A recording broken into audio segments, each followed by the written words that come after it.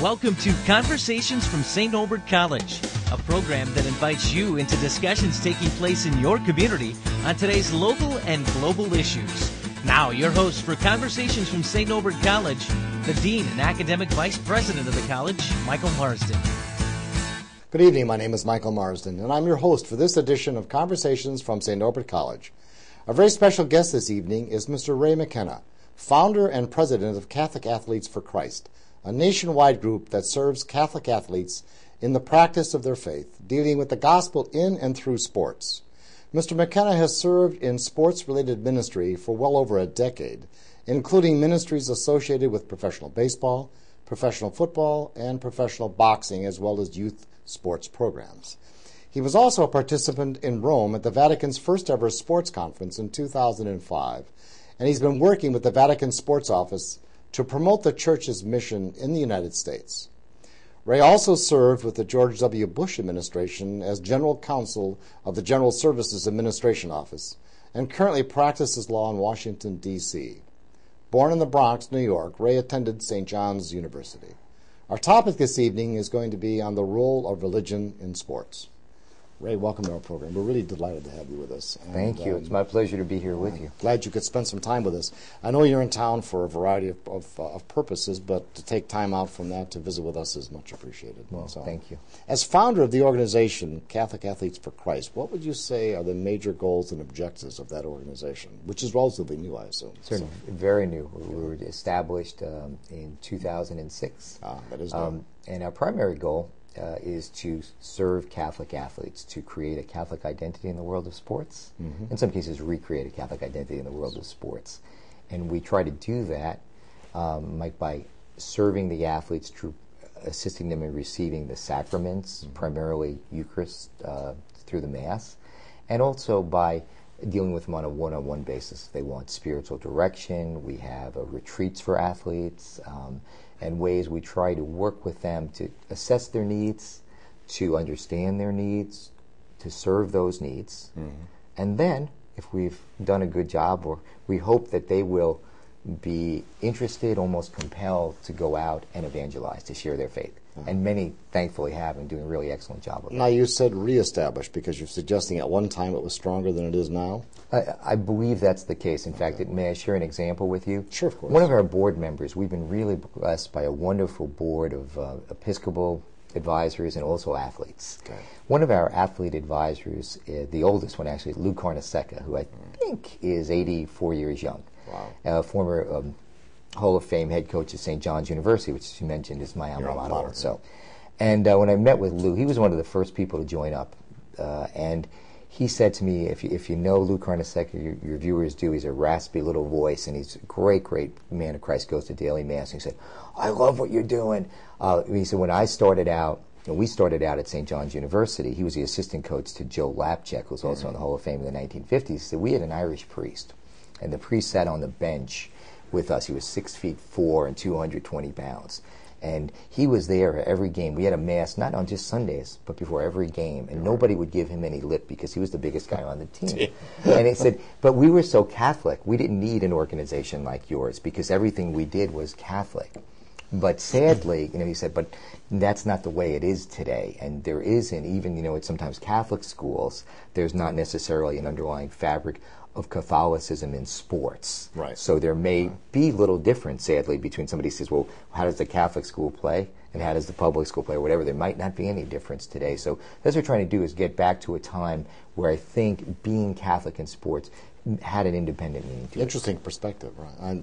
That's interesting. Are you also suggesting, that athletes, particularly the pro level, are not able to really get their religious nourishment from the traditional sources because they're cut off from them, or they're not able to go to their parish? Wonderful question. What we're talking about is during the season, of course. Just during the season. In the off-season, they are members and vibrant members, hopefully, of their own parish, community, and diocese. But during the season, especially for professional athletes, but not just professional athletes, it is difficult, in some cases impossible, to attend Mass or to do sacraments. Some baseball players, for example, need to be at a stadium, especially on the road, say 10 a.m. on a Saturday morning through the end of the night on Saturday and then again on Sunday, where they don't really have an opportunity to go to a mass. So we want to try to serve them. In some cases, we also serve a greater stadium community. Some of the masses that we've helped to establish not only have players and coaches who attend, but the larger stadium community. What I mean by that are the police, the fire, the vendors, the ticket takers. Okay, so it's a little parish, if you would. And those folks from the same situation, typically they don't have the opportunity to avail themselves of going to Mass. And getting back, if I may, to the athletes, they are very much in what I call an underserved community, because there are a lot of evangelical ministries, well-funded, well-established in sports, the Fellowship of Christian Athletes, Athletes in Action, almost every sport, including the Professional Bowling League and the Ladies Golf Tour, have evangelical ministers. So there are so-called ecumenical services, but if you're Catholic and want to practice, receive the sacraments, that's a challenge. Not as available. Very good. Thank you. That does clarify a lot. Now, my understanding is you felt called to form this organization, the CAC, in response to Pope John Paul II's call to, I guess the word is, evangelize the world of sports again. And then he created the Vatican Office of Sports. But how did that calling occur? How did you all of a sudden decide to put aside your law practice for many hours every week and devote yourself to this volunteer organization? What transpired? Did you?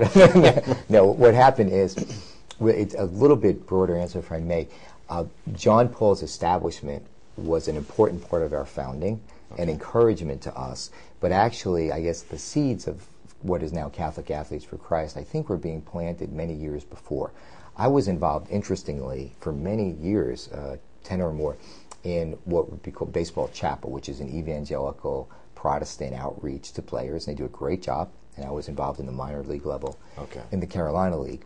And through that experience, I felt it became evident to me that Catholics were really underserved, that there wasn't an understanding in these Protestant ministries of the special needs of Catholics, and there certainly wasn't an opportunity, as I said earlier, for Catholics to practice their faith in a sacramental way. So and I don't want to belabor this point, but there are many examples that I came across where I felt there was blatant anti-Catholicism and misunderstandings. Many people would say to me, and you may have heard this yourself because it's more recent vintage. I grew up, as you mentioned, in New York, in a Catholic ghetto. I was probably 14 or 15 before I realized there were people who weren't Catholic. But in the Carolina League, people would say to me, I understand you're Catholic.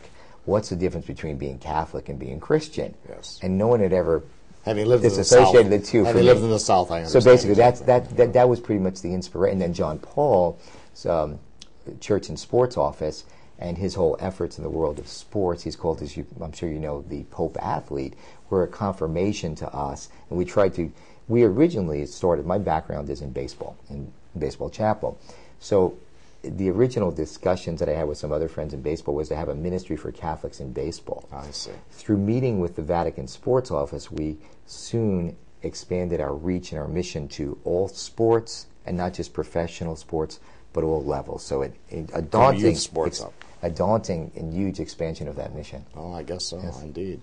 Now, we talked before the show, actually, about the fact that there was this 19th century movement called muscular Christianity, and there are some interesting parallels here because, as I understand that movement in the 19th century, it came, I think, from Harvard and then moved west. But basically what they were arguing was that a lot of the images of Christ were pretty effeminate or non-masculine, at least, at that way, and they wanted to restore the idea of masculinity to Christ, in the 19th century. So it's sort of swept the country, at least in higher education. And there are some curious parallels here between the two movements to some extent. Do you see any there yourself? Well, now you've informed me. I was unaware of muscular Christianity until you explained it to me. But now that led to the YMCA understand it, I see a great many parallels. John Paul, again, going back to him, our organization's name is pretty much derived from a quote of John Paul's that Christ is God's perfect athlete. And, of course, that theologically goes into his life and his death on the crucifix. And that we are called to be athletes for Christ, hence Catholic athletes for Christ. And clearly, I mean, the crucifix is the best illustration of this. We think Christ was the ultimate athlete. I mean, just if you want to talk about that a minute. Certainly. What do you mean by that exactly? Just think about it. I don't know if you have the opportunity to see the Mel Gibson, The Passion of the Christ, or other movies like that. But as I understand it, just the scourging alone that Christ went through, the average athlete in top shape would not have been able to withstand.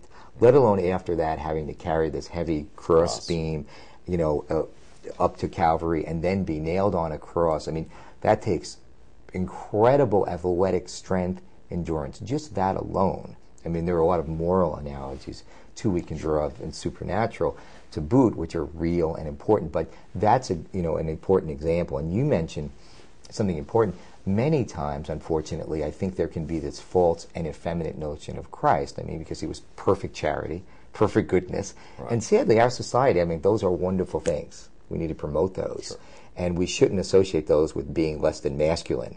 All men should be involved in charity. All men should be reaching out. There's nothing effeminate, in my opinion, about that. But if you just associate that one aspect of Christ, you can get that false And there's nothing notion. wrong with feminine qualities in a male either. Absolutely. So. And the other thing we try to promote is closely related, is sometimes people can get the false notion that there's something less than masculine about being a priest or being a religious, and we want to refute that. In fact, one of the things we promote very actively on our website and elsewhere are the background and the role of very athletic priests in their sporting background. We have some priests who were professional athletes themselves, collegiate athletes. We have a priest who's the vocation director in a diocese in Kentucky, who's the all-time leading hitter to this day at the University of Kentucky, Father Burke Masters.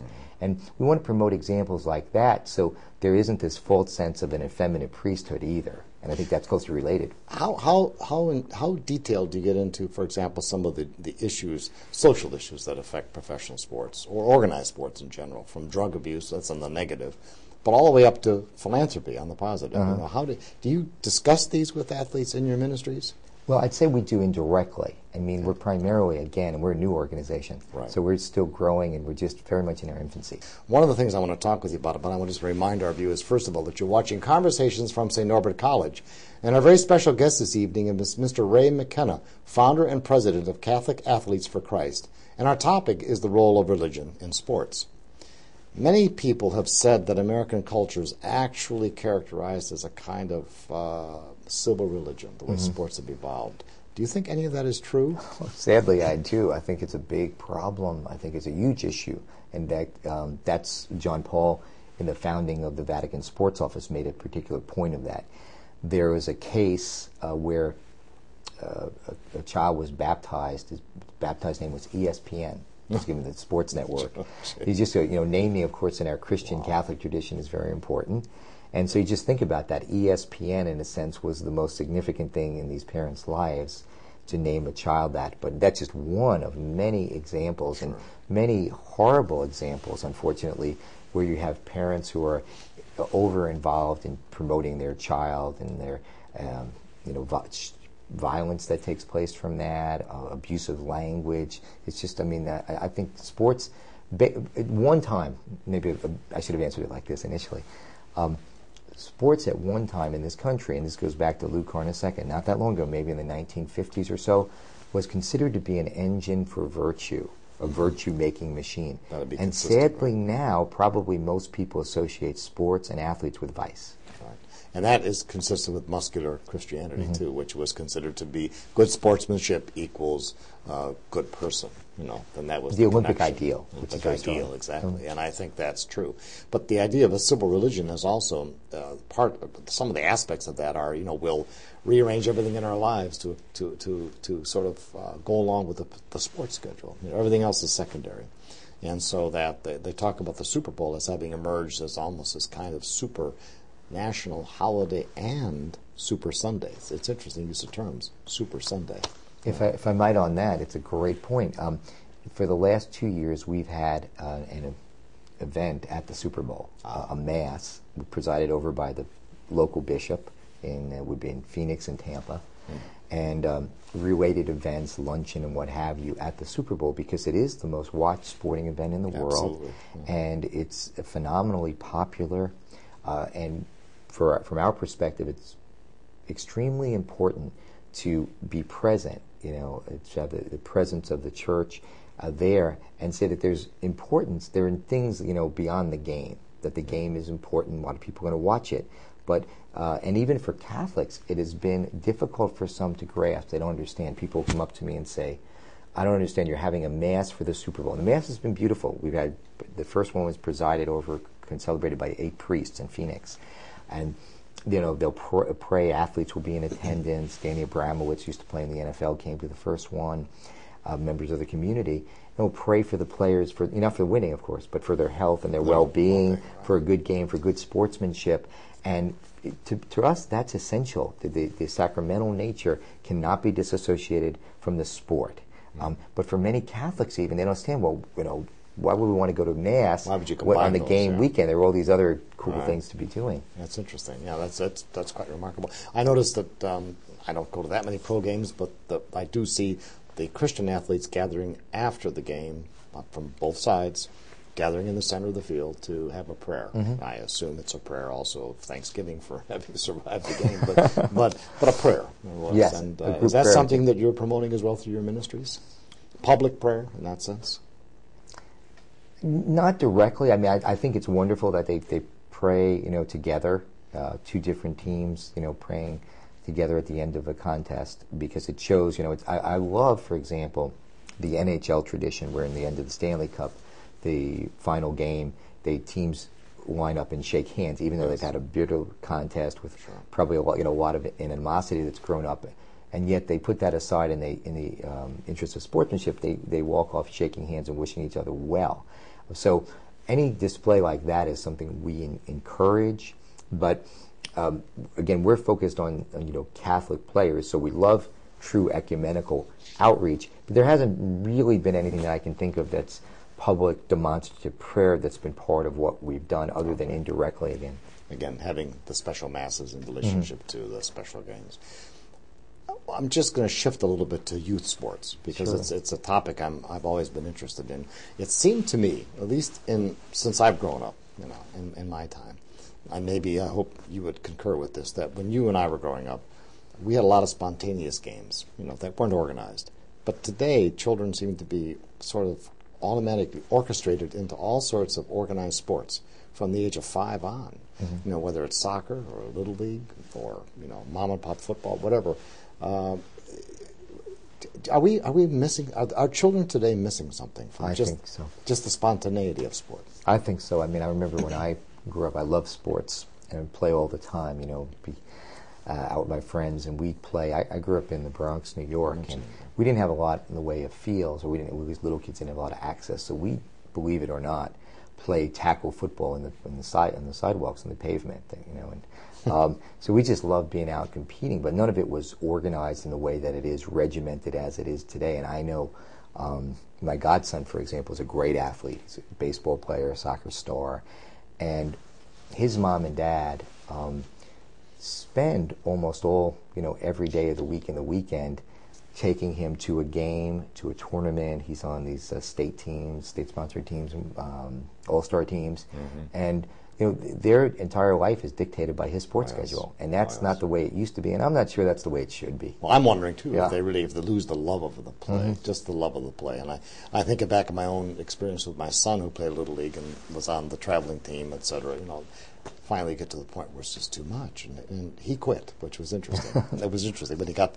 to a certain age, he just gave it up, which is maybe unfortunate. But I hope there's still room for spontaneity in sports. As do I. Maybe we can go back to that, Lord willing. That would be great.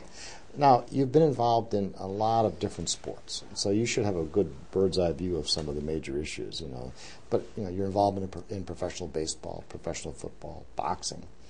If you take the 10,000-foot view, what are some of the major issues you think are facing professional sports today? The one that occurs to me that cuts across boundaries of all sports are the great danger that's out there for adulation of the athlete. And that's something, and it's kind of ironic, because we even run into that with Catholic Athletes for Christ. We are established to point to something beyond the athlete. In other words, it's true by imagery, the last thing we want is the athlete pointing to himself and saying it's all about me. Okay, but we wanted to point beyond himself to say it's about something greater than him or her. And the greatest problem is, in today's society, it's not that difficult, especially if you're a young athlete, but an athlete of any level, for you to be made to feel that you are the center of the universe, which is always a terribly dangerous thing, that you're the center of the universe and the world revolves around you. And don't we have so many sad stories where athletes act as if that was the case? So to me, in macrocosm from the 10,000 feet view, that's the biggest problem, is athletes being self-absorbed. And you hear all these, stories that are illustrations of that problem, where they become bigger than the sport, if you would, bigger than anything. And there's this adulation. We even have examples, as I mentioned, where we'll get letters and postcards. People say, we'd like, so Mike Piazza's autograph. Will send us a card. We want his autograph, and we're not about that. And we'll write them back politely, here's your card back. But we're not about promoting Mike Piazza. We're not about promoting Jeff Suppan or Jack Del Rio or many other athletes. We're about promoting Jesus Christ through the athlete's testimony, not using Jesus Christ to promote the athletes. Yeah. Does that make sense? Oh, it makes a lot of sense. Of course it does. I noticed on your website, and I just want to read this because it leads me to a point I want to ask you about. On your website for CAC, there's a statement which has intrigued me. It says, I'm reading, as St. Paul's epistles teach us, Christ is God's true athlete, and we are made perfect when and only when we imitate him, unquote. I want to talk about that a little bit because it seems to me one of the attractions of sport for people is that it's through sport that we can at least glimpse perfection, even if not achieve it. I mean, I think that's true. Recently there was a triple play that I'm still stunned by because 17th triple play in baseball history, only the second, I guess, in baseball history where the player actually ended the game with a triple play. Now, that's approaching perfection, at least if it's not perfection. Is that the real connect between, Catholic Athletes for Christ? In other words, it takes sport where you approach perfection, but then points towards true perfection. Is that a fair movement? I believe that's an application of it. Certainly, again, we're always pointing to the transcendent, the less important, somewhat unimportant, almost sporting realities, and saying what winning, for example. If I may take the question, I think that's a very good application, and I look at it from another perspective too, of you talk about perfection. To me, I think of perfection too with winning, like your perfect season or something like that. The Dolphins' perfect season, and they still talk about it. Yeah, it's still the goal, right? I think Patriots almost got there, but didn't quite. And I speak to many athletes, and this is not my experience, which isn't worth that much because I'm a professional athlete. But many professional athletes who are quite successful have told me, winning is really overrated. Because if you win a championship, if you win numerous championships, you're elated for a couple of days, maybe a week at most. And then you go back to life as normal. And if you lose the championship, you're depressed for a couple of days. You get over it. And you get over it. And it's back to the same old grind. So it's trying to understand that for us, winning is a more important value than the final score. And it's not all about winning. It's not mostly about the final score, but it's about taking players and having them look to the more important victories that the Church in Christ teaches. And we think those are things that inform their whole life. Now, as you look forward to the next I guess, level of success for CAC, the Catholic Athletes for Christ, what do you see as some of the hopeful accomplishments that you might say, looking back 5 years from now or 10 years from now? What would you like to have accomplished? Well, something that's very new is we've begun collegiate and high school chapters. We have our first at Catholic University of America and the first high school chapter in Charlotte, North Carolina. And we have interest from a number of other colleges and also high schools to work with them in developing chapters at their schools. We're really interested in this. It's a little bit beyond, it's an expansion of our original mission, but over time, many people had come to us, parents, educators, administrators, and said, we'd like to share your mission. We like what you're doing, but you're only working at a professional or an Olympic level. Could you be involved with what we're doing? And at first, to be honest with you, my initial, and when I say mine, I mean, there are a lot of people involved with Catholic Athletes for Christ. We have great boards of board directors, Episcopal board, athletes. So I'm speaking, for everybody. Yeah. Yes, is that our response was, wow, that's a good point, but we don't have time, we don't have the resources, and we don't really do that.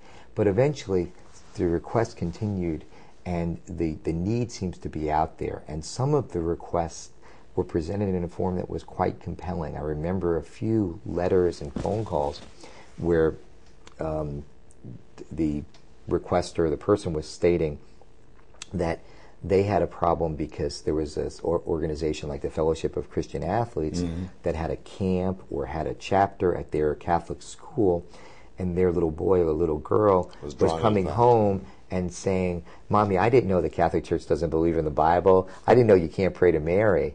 Things like that. And obviously for a Catholic parent, that's quite troubling, because you want your child to love sports, to be involved in good, wholesome, healthful sporting activities, but on the other hand, you don't want to have their faith undermined at the same time. So it was it was with an eye towards that we said, well, maybe, we can't just say no. Maybe we'll try to see if we can't work something out. Oh, very good. And so you're working that as well. Now, where does the funding come from? Is it all private? We're a nonprofit organization, a 501c3 organization recognized by the IRS, and we get contributions primarily from athletes, but we seek them far and wide if anyone wants to help us, because our funding really our need far exceeds our funding. We're very much underfunded in that regard, because we do have hopes and dreams and aspirations to serve this larger Catholic community. And sometimes, I mean, it's an irony perhaps, but we're a victim of our initial success, because people will see the success among some prominent athletes, and they'll think that that's the limit of our focus, that we're only out to serve big, and that nothing could be farther to truth. We really wish to establish a Catholic identity at all levels, from the very youngest to the professional level of sport. Thank you. You may have heard that St. Norbert College is planning, in conjunction with the Green Bay Packers, a national conference. The actual title is A Mirror to Our Culture, Sport and Society in America, scheduled for May 26th to the 28th of 2010. We'd be open to any suggestions you might have for panels on, sports and religion, because it's clear from your conversation this is a very, very important part of the history of sports, but also the future of sports. So I'd be interested in any suggestions you might have. Well, thank you. Well, first I want to applaud you and those here at St. Norbert, because I think it's a wonderful topic. I've heard some about it, and I'm really excited, because I think it's a topic that needs exploration. And there is really nobody in today's society. This is something we discussed. It's not original. We discussed it at the first Vatican Sports Conference. Okay. There's really very few, or maybe perhaps no one, really unaffected by sports. You might even like sports, but I agree. Other people caught in a traffic jam going to the Packers game, you're going to somehow be affected by sports. Sure. So we really think it's an important topic. It's not really been studied. I think that there's much opportunity. And of course, I have a bias. We have a bias towards the faith in sports, the theological aspect, but we really think that's also underexplored, underappreciated, and underdiscussed, that there is, if you would, a theology of sports. There's something to look at. What is the Christian teaching? What is the Catholic Church's teaching? And it's rich. I like to call, for example, St. Paul the first sports writer, because his writings, his epistles, are so rich in sporting analogies and prize fights and races and the eternal crown. And really he looked at sports, much as as we do, to say that it's analogy for the more important transcendental values, things that transcend what the particular sport in the particular time, and that Christ is it's kind of imitating. We say that because imitation is huge, as you know. Yes. I mean, and imitating athletes is big. And the problem is that if you have children imitating the bad things that athletes are doing, then it's not a positive role model. No. So the question comes up, should you imitate athletes? And we say, well, this is St. Paul, and I think it's a letter to the Corinthians, says, imitate me to the extent that I'm an imitator of Christ. Okay, so if the athletes are imitating Christ, then imitate them. If they're not, don't. Well, I certainly want to thank our very special guest, Mr. Ray McKenna, for sharing his expertise with us this evening. Please join us for future programs as we continue our exploration of the world of ideas. Until then, I'm Michael Marsden for Conversations from St. Norbert College.